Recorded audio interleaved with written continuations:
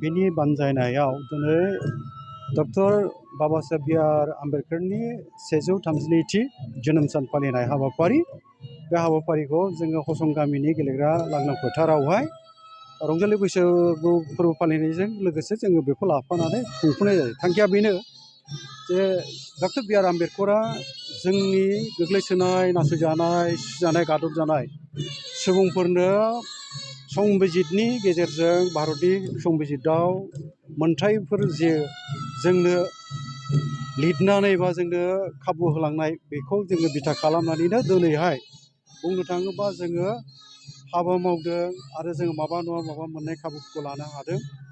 दा बे हिसाबै जोङो जोंनि गेदेमा सुबुं बाबा साहेब डक्टर भीमराव आम्बेडकारखौ गोसोखांनानै मान बावनाय हाबाफारि जोङो दिनैहाय लादों।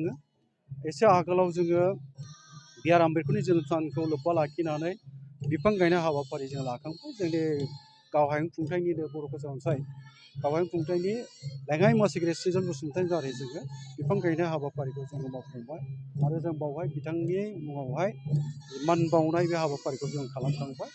दा रायजो राजाया गोबाङानो मोनथिया, दा जोङो मोनथिनोबो हाबोआखैमोन, खाबुखौनो जों लानोबो रोंखायाखैमोन। दा जोङो बारा गोबावबो जायाखै डक्टर बि आर आम्बेडकारनि जि जोनोम सान फालिनाय बेखौ जोङो थांनाय 2020 मायथाइनि बालागुरियाव खुंनाय बैसागु फोरबोजों लोगोसे बरायनाय फोरबोजों लोगोसे जोङो खुंजेननाय जादों। दा बावहाय जोङो रायजोनो बेखौ बुंनो लुबैगोन बिथांखौ बिथां गेदेमाखौ जोंनि दिनै गोसोखांनाय 14 एप्रिलाव जोनोम जादोंमोनखाय बे जोनोम सानखौ फालिनानै जों गोसोखांनायनि थांखिया बेनो।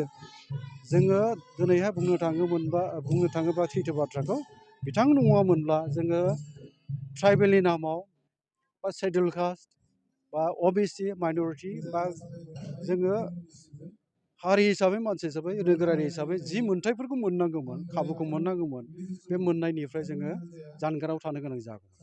दा ओंखायनो जोङो बिथांनि जि भारत संबिजितखौ रनसायनानै गालांनाय बिथाङानो ड्राफ्टिं कनस्टिटिउन्सि एसेमब्लिनि बिथाङानो मासिगिरिमोन आरो बिथांनि दैदेननायावनो भारत संबिजितखौ महर होनो हानाय जादों। आरो थांनाय 1949 मायथाइनि 23 जानुवारियावहाय भारतखौ मोनसे सभारेन डेम'क्रेटिक रिपाब्लिक कान्ट्रि होननानै फोसावनाय जायो। नाथाय बेखौ जोङो मोगथां खामानियाव मावफुंनाया जाहैबाय भारतआ मोनसे उदां गणतान्त्रिक मोनसे रायजो नाम फोसावनाय सभारेन डेम'क्रेटिक रिपाब्लिक कान्ट्रि होनना फोसावनाया बा बेखौ मावफुंनाया खामानिया बेखौ जोङो थांनाय 1950 मायथाइनि 22 जानुवारिनिफ्राय बेखौ जोङो बाहायजेनो खामानियाव।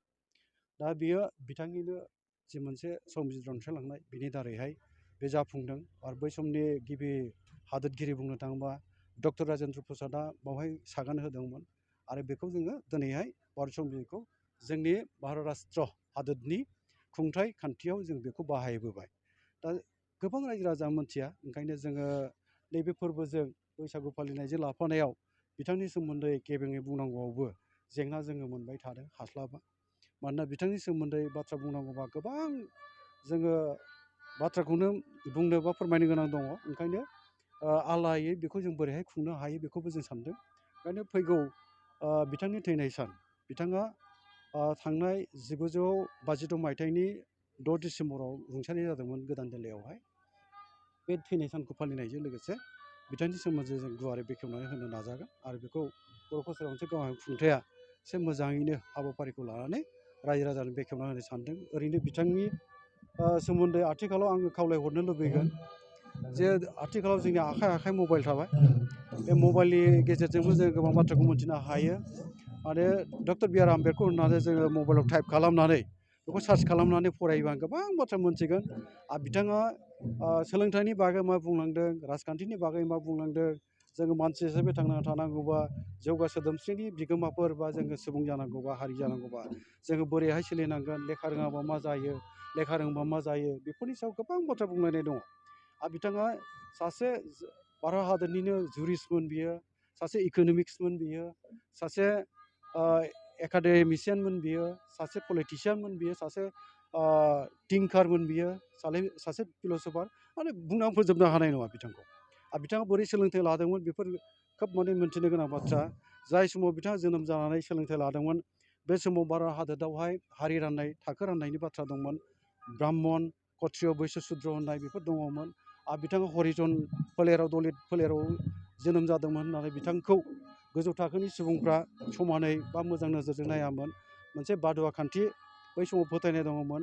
गोरिब गुन्द्रा मानसिफोरखौ नासयोमोन, गादबोमोन, सुसियोमोन। सोलोंथाइ लानो थांनायाव फरायसालियाव फरायनायफ्राव गोबां जेंनाजों मोगा मोगि जानांदों। दै लोङोब्ला बे दै लोंनाय दैखराव बेयो खाबु होजायामोन, बादुवा साननाय जायोमोनखाय बेफोरबायदि गोबां बाथ्राफोर दङ। दा आङो मोनसे बाथ्राखौ एसे बुंनो लुबैगोन। बिथाङा बुंलांनाय सोलोंथाइनि सायाव बाथ्रा। बिथाङा बुंलांदों फंसे बाथ्रा मा फंसेल' ना गोबां दङ। आं मोनसेखौ गोसोखांदों जे बिथाङा बुङो माने आखल आखु दानायनि बाथ्राखौबो खोब माने सांग्रांमोन बिथाङा।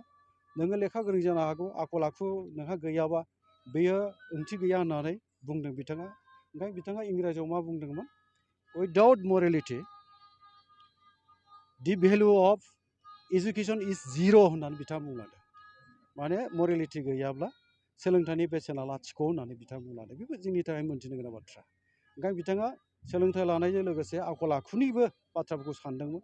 मानोना लेखा गोरों जानो हागौ, आखल आखुआ थिग नङाबा बे जेबो बेसेन गैया होनना बिथाङा ओंखायनो बुंदों। बेफोर मिथिनो गोनां बाथ्रा। आरो बिथाङा बुंबावदों सोलोंथाइया मोनसे ओरैबायदि गोहो गोनां हाथियार होनना बुंदों बिथाङा। जाय हाथियारजों नोङो बुहुमखौ जै खालामनो हायोबो होननानै बिथाङा बुंलांदों। बेफोर बेसेन गोसा बाथ्राफोर। गमामायैनो सोलोंथाइया मोनसे गोहो गोनां हाथियार होननानै बिथाङा बुंदों।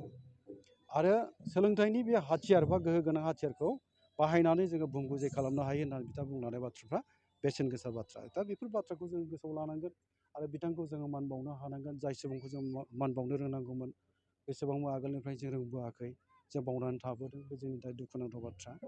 जोङो सरासनस्रायै बेखौल' मोनथिबोदोंमोन डक्टर भीमराव आम्बेडकारा भारत संबिजितखौ सुजुदों, बेखौ जों मोनथिगौ। आरो जोङो माखासे मोनथायखौ जों मोनथिगौ। नाथाय बे संबिजित सुजुनायजों लोगोसे जे जोंनि थांनानै थानाय नोगोरारि हिसाबै जों जे दिनै जिउ खांनानै दङ, माबा नङा माबा मोनसे मोनथायखौ जोङो हासिल खालामनो हादों। गुदियाव जे बिथाङानोमोन, बिथांनि दारैसो जे जोङो मोननो हादों, बेखौ जों बावनानै थायो। बे जोंनि थाखाय दुखु गोनां बाथ्रा। ओंखायनो गोसोखांलांनो नाजासै आरो जोङो बिथांनि मुङावहाय जोनोम सान आरो बिथांनि थैनाय सानफोरखौ जों गोसोखांनो नाजालांनि। जोंनि गेदेमा माखासे सुबुंफोरजों लोगोसे बिथांखौबो जोङो मान बावनो हानांगोन। आरो बिथां नङामोनबा मामोन बेखौथ' आरो बुंबावनांगौ बाथ्रा गैला। बेफोर बाथ्राफोर आरोखि दिनैनि समावहाय जों बेखायनो डक्टर बाबा साहेब भीमराव आम्बेडकारखौ जों गोसोखांनानै मान बावदों।